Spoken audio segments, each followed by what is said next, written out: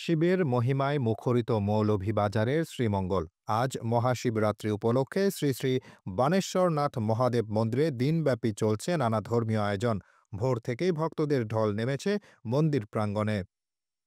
ভক্তরা শিবলিঙ্গে জল, দুধ ও বিল্বপত্র অর্পণ করে মহাদেবের আশীর্বাদ প্রার্থনা করছেন। উপবাস, ধর্মীয় আলোচনা ও বিশেষ পূজার মধ্য দিয়ে পালিত হচ্ছে এই মহোৎসব। আজকের আয়োজনে সন্ধ্যায় বিশেষ আরতি ও শিব নাম সংকীর্তনের ব্যবস্থা রাখা হয়েছে। শিবরাত্রির মহিমা তুলে ধরতে আয়োজিত হয়েছে ধর্মীয় আলোচনা সভা ও প্রসাদ বিতরণ।